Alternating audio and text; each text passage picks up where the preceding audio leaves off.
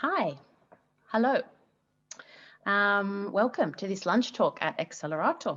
My name is Bronwyn Bailey Charteris, and I'm the leader for the Art and Research program here at Accelerator. Welcome to today's lunch talk. It is titled The Legacy of Wangari Maathai, Linking Environmentalism, Climate Justice and Global Security. And today we're going to hear insights into this connection between nature, land, poverty and power. And this is going to be kind of through the framework or kind of the jumping off point of the really remarkable work of the 2004 Nobel Peace Prize winner, the late and great Professor Wangari Maathai. And Professor Maathai is a world-renowned Kenyan social, environmental and political activist. Her legacy was one of improving the quality of life for society at large by attending to the environment, specifically through her mass tree planting program called the Green Belt Movement, which she started in the 70s.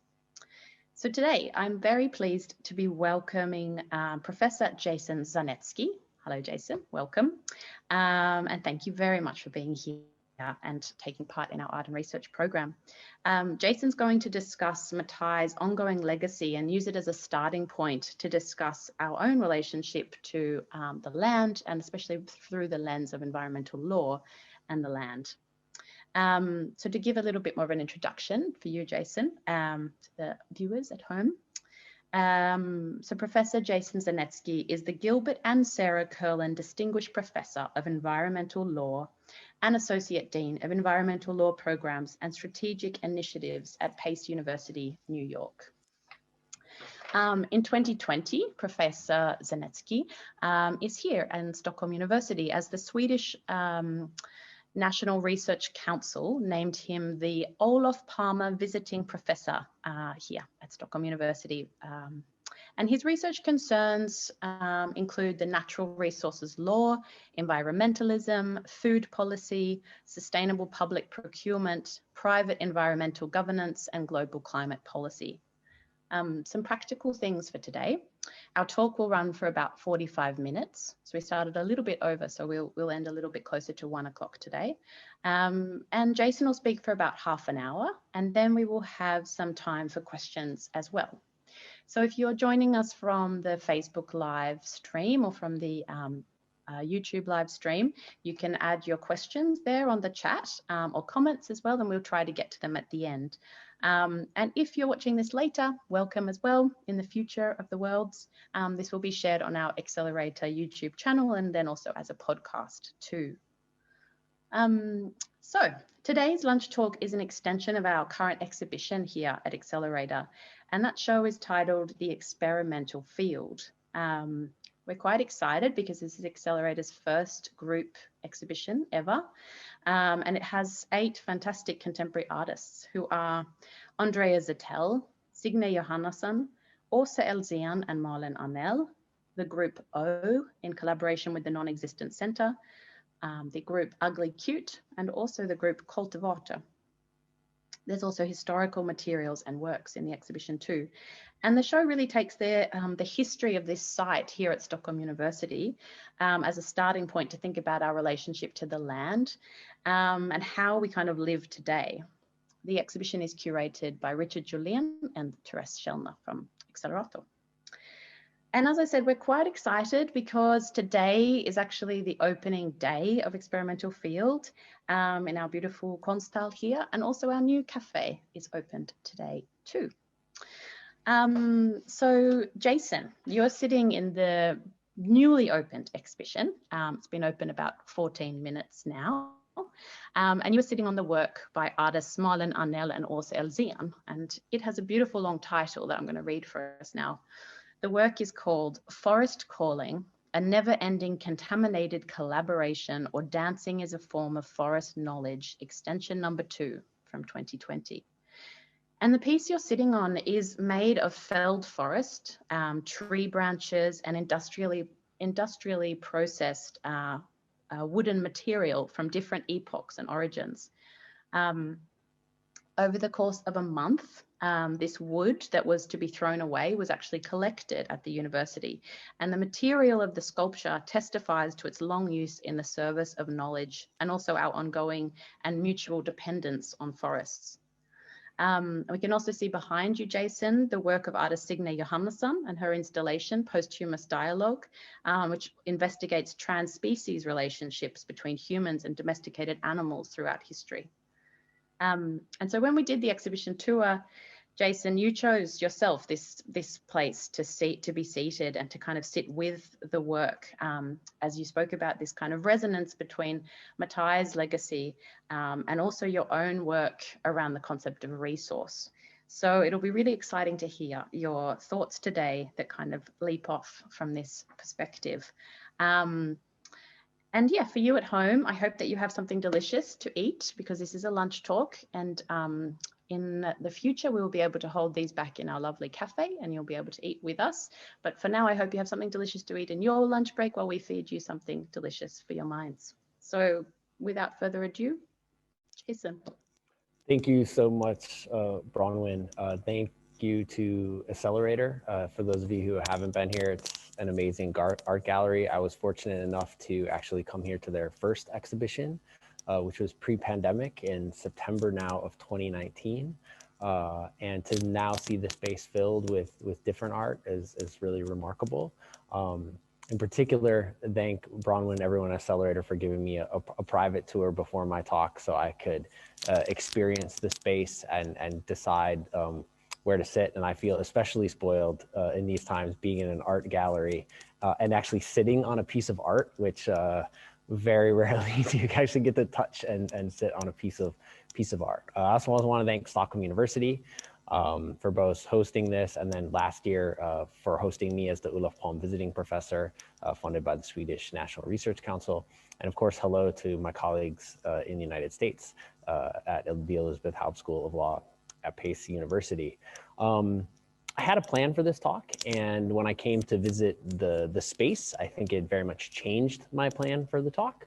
So bear with me if it's not as structured as it otherwise might be, but I think the legacy of Wangari Maathai is how we can find meaning in nature and how nature can lead us to things like protecting nature, but also lead us to improving democratic principles. How do we find the link between nature and natural resources, and how do those natural resources and the art that's created from those natural resources lead to environmentalism and climate justice and social justice and issues of global security. And so I really want to talk today about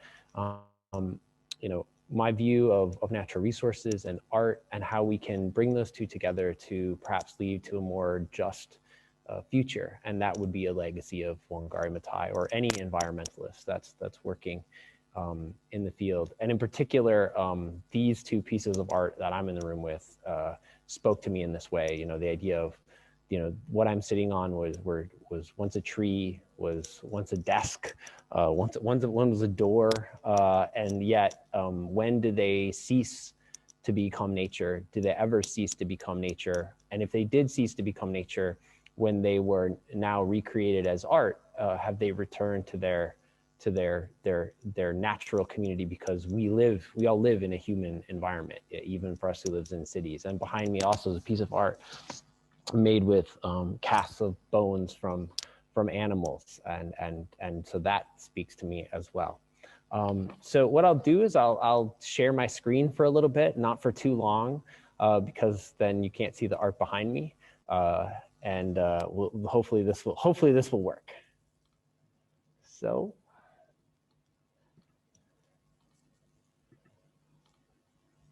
All right, is it working, Bronwyn? So this is an aerial view of the piece of art I'm sitting on. That tree stump right there is this one right here. I took this picture last time I was here, and the exhibit that this is in, the experimental field, is attempting to explore the relationship of species to the earth between humans. And it reminds me of an early American piece of environmental literature called Man and Nature by George Perkins Marsh, exploring the relationship between man and nature and what the outcomes might be.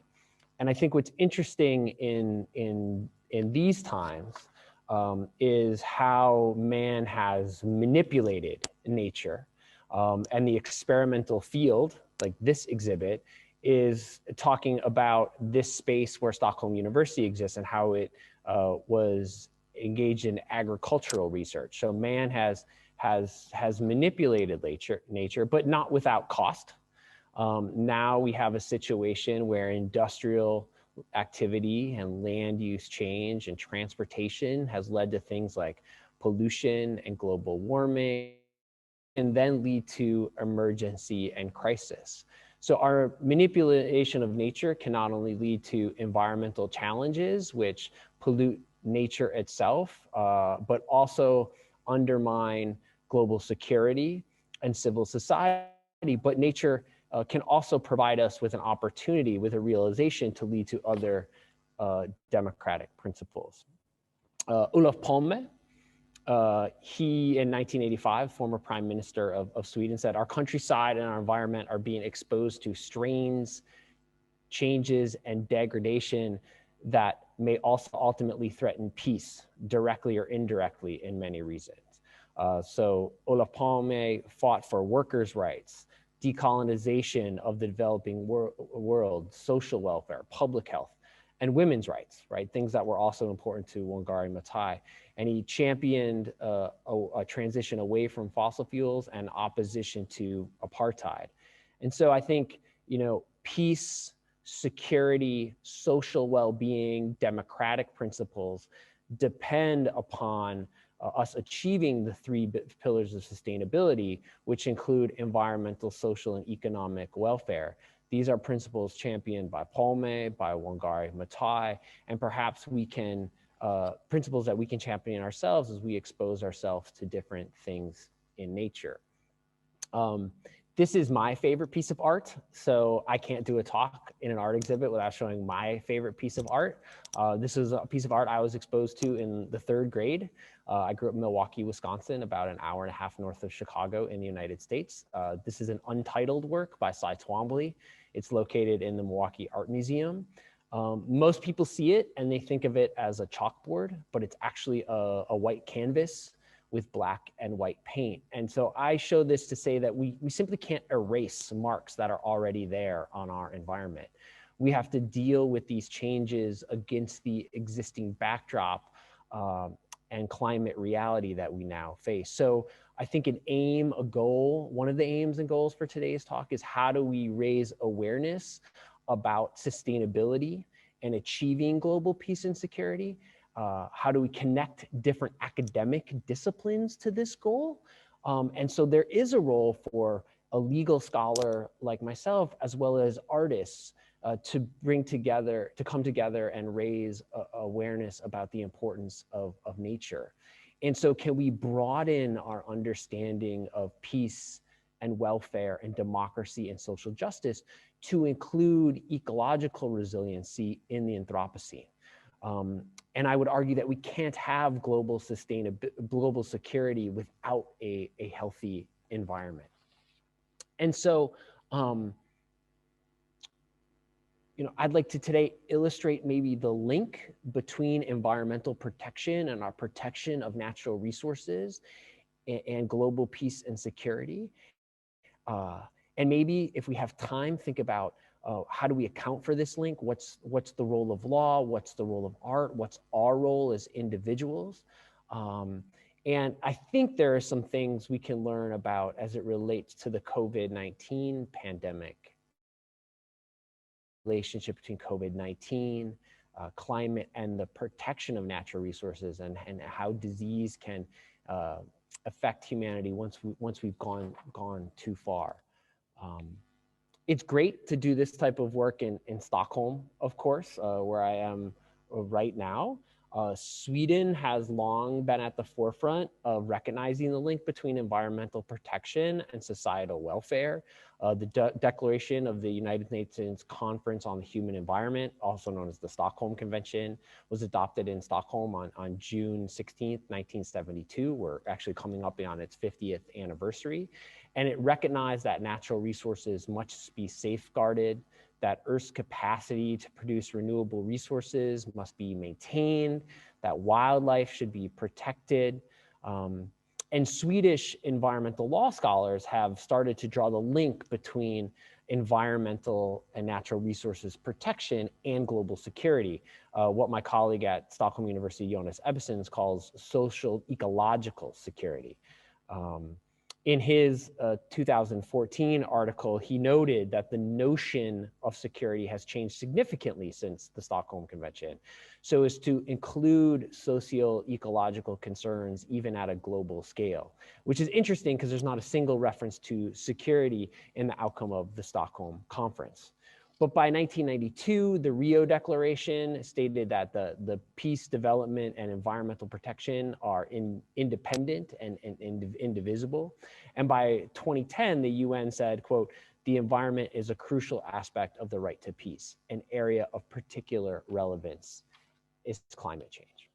So that brings me to Wangari Maathai. So this is a picture of Wangari Maathai receiving her 2004 Nobel Peace Prize in Oslo City Hall in Oslo, Norway. And her good works and her tree planting is really the foundation and of today's talk, in addition to the art that I'm sitting on right now. In her acceptance speech, she recognized that in order to reduce conflicts and reduce poverty and thereby improve quality of life, society must protect our environment. She thanked the Nobel Committee for, quote, "having placed the critical issue of the environment and its linkage to democracy and peace before the world." In other words, she recognized the relationship between environmental protection and peace. As Bronwyn said, she founded the Green Belt movement in 1977, an environmental NGO, and she focused on tree planting, where women in Kenya were planting trees. Often their husbands also received a small stipend for doing some of the accounting, and she paid money to the women who planted seed. And what's interesting is this environmental activism. The idea behind planting trees not only supported cause and money and support for people in her community, but it led to a democratic movement. So here's nature leading to a democratic movement. And the democratic principles that grew out of her movement threatened the government. People coming together to a single goal with women in charge was threatening to the Kenyan government. At one point, her and her movement opposed the creation of a building of a skyscraper in Uhuru Park in Nairobi, creating conflict. And so she rose to the occasion along with the women in her community to oppose the building of this skyscraper on a public green space. And so here how you can see how the protection of nature and the natural resources in this public space, right, led to an increase in women's rights, led to an increase in democratic principles. And actually there's a strong tradition of the environmental movement, holding up rule of law and leading to democratic principles throughout the globe in all sorts of countries, the United States, Russia, and in this case, Kenya. And so I think that then this leads to a fundamental question of, well, what's a natural resource? It's the trees Wangari Maathai is planting. It's the park that she protected. It might be perhaps what I'm sitting on. And what's the role of art in allowing for us to respect, preserve, conserve natural resources, if natural resources can lead to these positive goals, whether those positive goals are legal and democratic principles, or whether they're positive goals about keeping our climate system and our air quality and our water quality pristine for our own benefit of enjoyment. Here's a piece of art by George Inness, an early American painter, where you can see nature existing by itself. And President Theodore Roosevelt in the United States said, "The nation behaves well if it treats the natural resources as assets, which it must turn over to the next generation, increased and not impaired in value." That is what I mean by the phrase conservation of natural resources. Use them, but we use them so as far as possible, our children will be richer and not poorer because we have lived. He said that in 1910. So this principle of sustainability that we use today, right, it harkens back to some notion of conservation that existed as early as 1910. The Hudson River Painting School in the United States, the Hudson River, by the way, leads up the western shore of Manhattan, all the way up through the Hudson Valley into upstate New York, right? Began to show us the importance of nature, but you also see then man encroaching upon nature here with sailboats, you know, and as we go on with perhaps a shepherd, bringing, you know, domesticated animals through nature. So even though we're conserving nature, you see the relationship between man's utility of nature and nature itself, right? Everything I'm sitting on was used by man in some point. Aldo Leopold in the Sand County Almanac said, when we see land as community to which we belong, we may begin to use it with love and respect. So there is a notion that in conservation, perhaps differently than preservation, we can use nature, but use it sustainable and with conservation values in mind. Now, after the Hudson River School, some of the early American painting that existed became more, I use the word spiritual, where man is absent, as if, someone from the heavens above, some supreme being is looking down upon nature. And this is a Bierstadt. Bierstadt's an amazing painter. I would encourage you to look at the art. And so this is an example of showing, the grandiose nature of nature, and whether we should preserve it as a result of that. Now, these ideas of what to preserve and what to conserve and why doesn't come without conflict, right? We have to recognize there are indigenous people in nature as well. And it forces us to question of whether they are part of nature. Are some humans distinct from nature? And so George Catlin, in his art, often included Native Americans in his art as well. George Catlin said, Indian civilization, wildlife and wilderness might be preserved by some great protecting policy of government in a magnificent park, a nation's park containing man and beast in all the wild and freshness of nature's beauty. So now we have to have a discussion of, well, what is nature? What is a natural resource? Is history and culture? Nature evolves, it's dynamic. How do we protect it? Perhaps we can protect it with a national park in some way. And this is Bierstadt in Yosemite Valley, which is in California, one of the earliest parks created in the US park system, though not the first. The first national park in the US was Yellowstone National Park.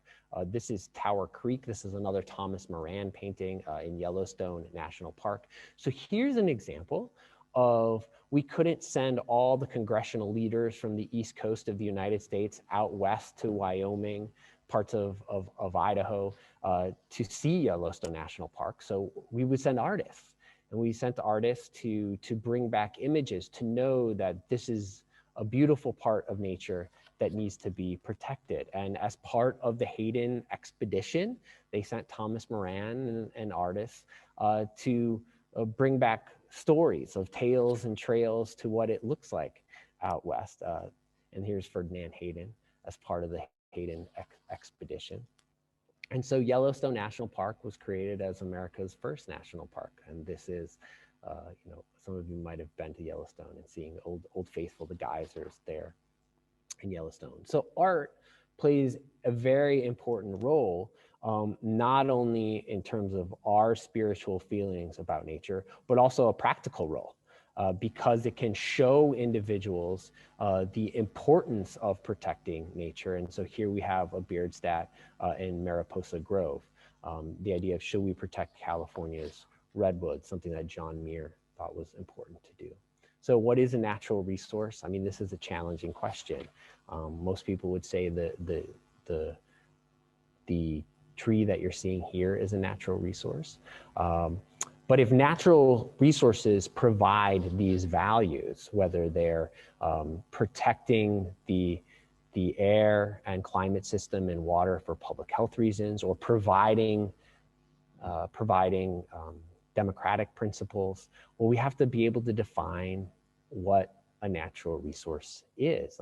There's a case called Enritorelli. It's an American case. There were, underneath the water in Lake Washington outside Seattle, there was an old forest that had gone into the water as a result of the landslide with, very cold water, so very profitable wood. And so the question is, well, is this a natural resource, or is this just lumber? Is what I'm sitting on a natural resource, or is it just lumber?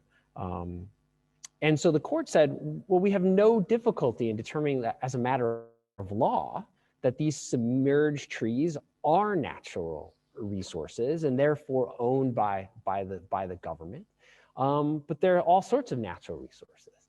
And when does nature cease to become a natural resource? When it becomes lumber, when it becomes art, when the bison becomes meat, when it comes the art behind me. And if it never ceases to become a natural resource, does it focus us to change our relationship? If we always thought of the animals and the trees of a natural resource, might we have different laws protecting the animals which we use for meat and we consume? Would we think more carefully about how the natural resource is harvested and used? And if you just look at the dictionary definition, and here I have Webster's third New International Dictionary definition, it says natural resources are simply materials supplied by nature, which makes everything a natural resource, and therefore we should protect it. And I think this includes our climate system, right? What is one threat to global security? It's that we are using up our carbon budget. And so we have to think about our climate system as a natural resource. And we have to think why it is important to conserve that natural resources. So I think we've talked about, what is the natural resource? What can protection of natural resources lead to? But we also have to think about the importance of place. So I'm here for Scotty, in the Stockholm campus, the experimental field, right? The importance of place here, where they did agricultural experiments as well. And so we have to think about this evolution of the importance of place. And if we fail to protect our natural resources, what that can do with these important places. So we can lose local cultures and traditions in certain places as a result of environmental degradation, right? People living in the Arctic face food shortages.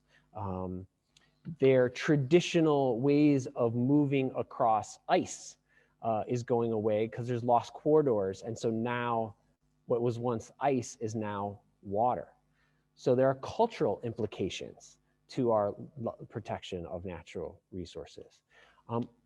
Wangari Maathai, myself, are not the only ones conveying this message, right? Greta Thunberg is conveying this message as well. I thought quite striking, she was asked the other day if she could tell the Biden administration, President Biden in the United States, what is one thing he should do to deal with the climate crisis. She said, I would tell him nothing because that would be anti-democratic. And so she has this idea of there should be democratic institutions should protect our climate as well. Failure to protect our natural resources can lead to climate migration and climate refugees. Here's a picture from the Syrian migration, which has been described as the first climate war or the first climate migration, because you had a situation where drought and unemployment pushed people towards cities. And so the country's drought lasted for 5 years. This exacerbated water and agricultural insecurity, caused massive livestock failures and livestock mortality. And so you had a migration of 1.5 million people from rural communities to peripheries of the city center. And so this is what can happen if we don't pay attention to our climate system. And here we had a situation where 6.5 million people relocated internally. And so the most recent estimate is that environmental migrants expected by 2050 range from 150 million to 300 million people worldwide.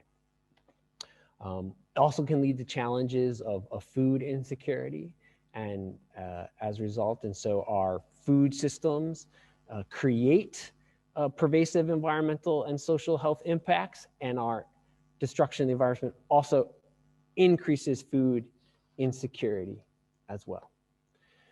So protecting the environment is not only important for maintaining our public health, but also for ensuring we have equality in civil society, we have equality in power. The Flint water crisis, some of you may be familiar with, in 2014, the drinking water source from the city of Flint, Michigan in the United States was changed. It changed the drinking water system from the Great Lakes onto the Flint River. Officials failed to apply corrosion inhibitors to the water, and as a result, lead from aging pipes leached into the water supply, leading to extremely elevated levels of heavy metal neurotoxins and exposing over 100,000 residents to elevated lead levels. It was so high that Flint's General Motors truck assembly, the car plant, had to discontinue using the tap water because it was corroding engine parts due to the high chlorine. And so how can we have social trust? How can we have effective civil society if our destruction of the natural environment causes us to distrust our elected officials and our government officials? And so there we have a power imbalance where different communities of color are unfairly impacted by the destruction of our natural resources. This is a picture of a community in Louisiana that was not receiving adequate help for pollution in their community. To give you an example of the cancer risk from toxic air emissions, if you're in an affluent suburb in Illinois outside Chicago, is about 282 in a million. In this community, it was 1,500 in a million. If you live in the Bronx or East Harlem, which are parts of New York City, you're 21 times more likely to have asthma than you are in an affluent community in New York City. And death rates from asthma in the Bronx are about 3 times higher than the national average. And so this degradation can undermine social trust. And trust is required to keep communities at peace. Destruction of our natural resources undermines civil society. It impacts public health. This is a picture of a woman in India during the flooding. And so extreme heat as a result of climate change can have negative impacts on food security, can create dengue fever and cholera, also increased kidney and cardiovascular disease. Just a few more things before I wrap up. I could keep talking, but I want to get to the Q&A. It's not only our natural environment, our public health, it affects our emotions as well. Imagine forest fires, picture from California, burning down your house. That will affect us emotionally, as we're seeing right now with the COVID-19 pandemic as well. And there's actually now data from the psychological associations around the world that says that the gradual and long-term consequences of climate effects are having mental health impacts. There's even research being done on Sweden that has shown that there's been increased negative impacts on mental, emotional, and spiritual health as a result of climatic change and environmental change and loss of biodiversity and deforestation. We've seen increased gender violence as a result of climate impacts. Women in the developing world are having to travel farther for food, suffering sexual violence and assaults along the way in a recent study by the IUCN. And I guess I will end with a piece of art. This is a piece of digital art. This shows the annual global temperatures from 1850 to 2017 with the color scale representing the change in global temperature over time. And so I think we need a broader conception of security and a recognition of what the costs of environmental degradation is going to be. In other words, we need to think about what is environmental justice and climate justice. Carmen Gonzalez, a professor in the United States, has argued that racialized communities all over the world have borne the brunt of carbon capitalism, from the extraction of fossil fuels to the grave, climate change. Environmental justice scholars and activists have developed a four-part definition of environmental and climate justice: that distributive injustice, procedural unfairness, corrective justice, and social justice. Social injustice. And climate change is the iconic example because the global north is responsible for the vast majority of greenhouse gas emissions and have reaped all the benefits. Meanwhile, the global north and the wealthy communities dominate the discourse, right? So there's procedural injustice. There's corrective injustice because different people bear this harm differently, and it leads to broader social injustice because it's led to an economic order, as I've just described, that is exacerbating poverty and inequality, which we're seeing now in particular during the COVID-19 crisis. So I guess I would end by saying, enjoy art. Art not only includes the man-made art that I'm in the room with, but go outside and look at nature, and it's sitting by itself, and it's also art. And to think about what the role of natural resources and that art is, and how that natural resource or how that art can lead us to a stronger civil society, a stronger democratic community, but also a healthier climate system, ecosystem, and environment that can make sure we all are healthy, well, and prosperous. And with that, I will stop sharing my screen, and I look forward to any of your questions.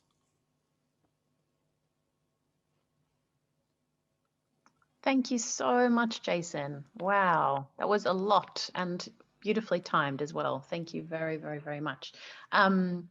I don't have access to any of the questions at the moment, but they might come through on my little screen, so we will see. But otherwise, you and I can just speak. We've got about 10 minutes or 8 minutes left. Sure.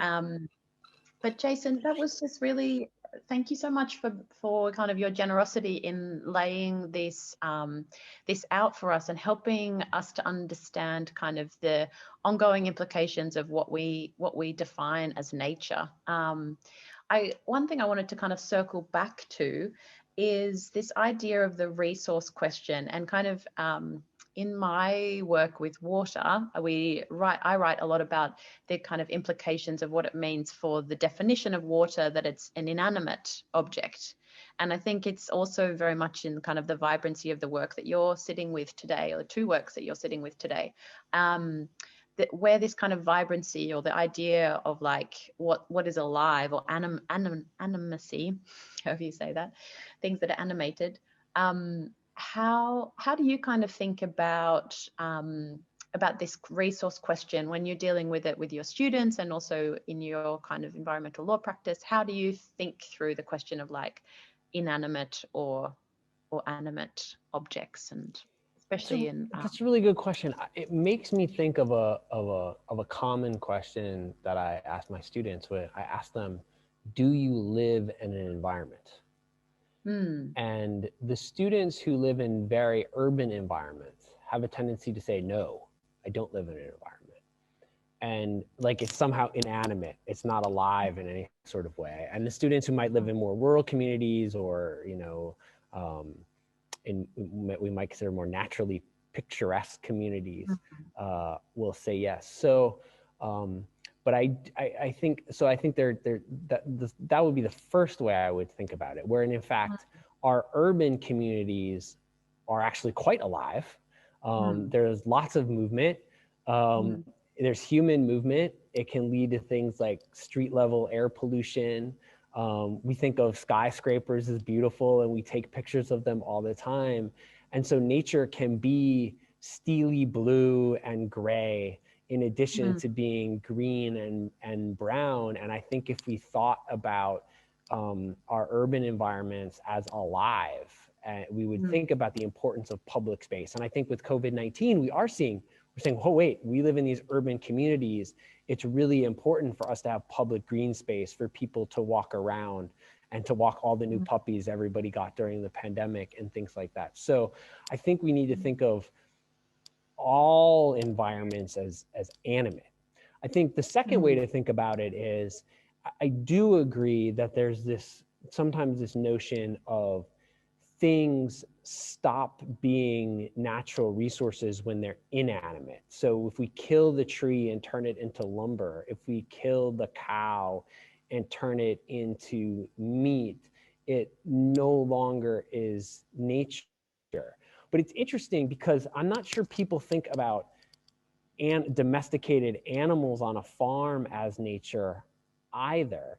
And I think it's particularly problematic in the context that you bring it up when we talk about water and air and our climate system, that those in some ways, because of the lack of growth, the lack of movement, unless it's a waterfall or something like that, we may find it more challenging to protect it because we don't see it in the same way.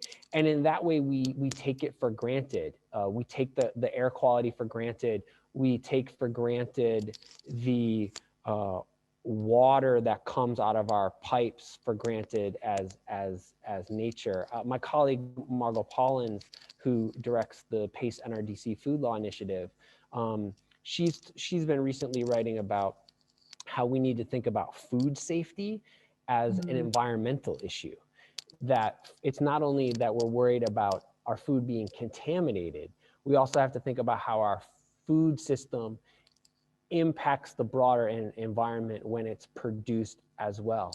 So I think, I guess in conclusion, I would say that how can we sort of reframe these elements of nature to think about them as more animate, more natural items. The water we drink out of the tap isn't just water. Like it's like it's most of us, right? It is the fundamental unit of course carbon is as well, but you know, water is the fundamental unit of nature. And if we treated it that way, our view may be very different. If we treated our communities as nature, we'd be much less likely to litter or to vandalize. And so I think if we pause and had a greater respect, and sort of one of my views as a lawyer is figure, well, how do you do that, right? And I didn't have time to talk about much of that today.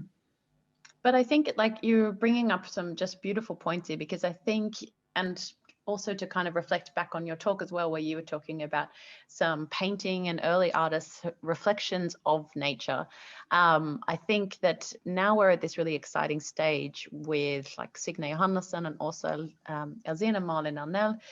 These artists really are exemplary in the way that contemporary artists are finding ways to create ethical relationships to the resources around us, or even just moving beyond the idea of a resource and thinking of the pieces that are around us as kind of cohabitors of this planet, or as like collaborators, or as you know, these kind of other parts of ourselves in a very kind of fluid way of looking at it.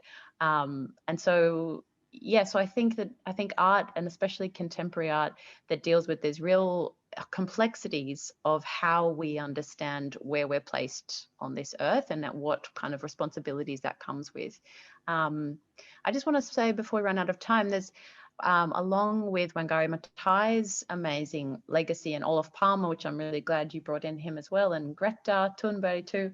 Another person that Åsa and Malin write about and work with, especially Åsa Elzén, is this piece with the Earth book, Fred med jorden, from 1940, which Ellen Wagner and Elizabeth Tam wrote as I said, in 1940.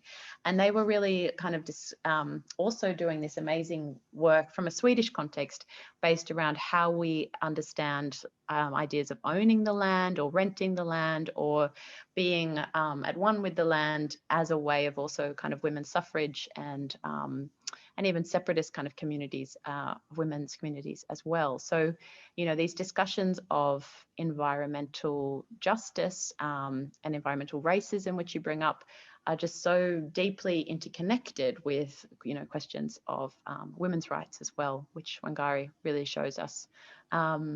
So yeah, there's so many things to discuss, but we are actually almost just out of time. Is there anything that we've forgotten to mention or that you would like to say? No, I guess I would say that, in light of the technology that has developed, and especially during the pandemic, and as a law professor, our goal is usually say, well, we see an environmental problem. What are the different legal ways we can, solve it? Should we create different standards? Should we require certain technology? Should we tax it? Should we provide subsidies? I think we need a broader understanding of all the different tools we can use to improve our natural environment and target the tools in the right way. So I can not only rely on legal tools, but legal tools aren't going to speak to everybody. We can use informational campaigns, but those will work with some populations, but not others. Well, art might speak to some people as well. And so we should feel very comfortable, being not only interdisciplinary, but transdisciplinary for legal scholars, for artists, for athletes, for academics, all to come together, to activists to come together and say, look, there's a problem here. How can we collectively use our resources to target the right message to the right populations? And that's a skill, and that we all need to grow. So I don't know what in my talk spoke to different people. Maybe it was a piece of art, maybe it was a story, but all of these can potentially work well to deal with the climate crisis. And we just need to work together to figure out what tools speak to the correct populations to achieve the behavioral change that we need to lead to a more prosperous climate future. Exactly. I completely agree, Jason. Thank you so much for summing up that so beautifully. And for those of you watching at home, I would really recommend that you come to Accelerator when you are able to. We are open until September with this exhibition, so you have some time as well. And also, it's quite exciting. In May, we are continuing these kind of conversations in the next art and research event, which is called the Soil Symposium, which is really going to deal with a lot of these similar kind of questions about soil blindness and our understanding of how we are on this land in front of us. Oh, hang on. I've got a little hello from upstate New York. Do you want to do this one quickly, Jason? Absolutely. Sorry, now that is that all right? Okay. Sure. It came through on my little beepity beeps. But the Soil Symposium is on the 12th of May, and we'll be in touch about that if people want to hear more about these kind of topics as well. And this is one small question from upstate New York. Hi. The idea of dispatching artists to record environmental news is an interesting one. Do you think the return to using artists as environmental reporters would change the global dialogue? Yes, I actually think one of the changes that we've seen is less artists and even less news reporters on site. And I think there would be real value in letting artists, bring those stories to us, and so I would be absolutely in favor of that. So that's my short answer. I have lots of questions about what would the best way to do that, in what form, but I think that could speak to certain populations, and I would encourage our media to take advantage of all the artists. And I would say that the democratization of certain artistic tools, like, we can download music anytime we want, we should have to think more carefully about how could we download photography and art and use that in a way to bring that information to the masses. I think that would be wonderful. And I think I have to say, as a curator, the curatorial is very needed here, like the mediation and the curatorial ability to kind of work between areas and kind of create these transdisciplinary conversations, like you're saying. So I think there's a lot of work for these kind of roles too, to try to help to bridge those gaps. It reminds me how Swedish television uses you can watch the moose migration in the morning on the TV, right? So we could just maybe have some channels that just like, you know, show parts of nature, just to remind us in some sort of way. Absolutely. And also just remember that nature is, I mean, personally, I don't really believe in nature as something outside. It's something inside ourselves that we're part of and with all the time. So I think that it's really good to remember that we're in these urban communities as well, very much part of this dialogue and conversation. And it's our joint responsibility to work on this. But thank you so much, Jason. What a joy to talk with you, especially about all of these really pressing issues. So thank you so much for your time and energy. Thank you so much to everyone here at Accelerator, and I encourage everyone to come visit. It's wonderful. Thank you. Thanks, Jason. Thank you, everybody. Bye.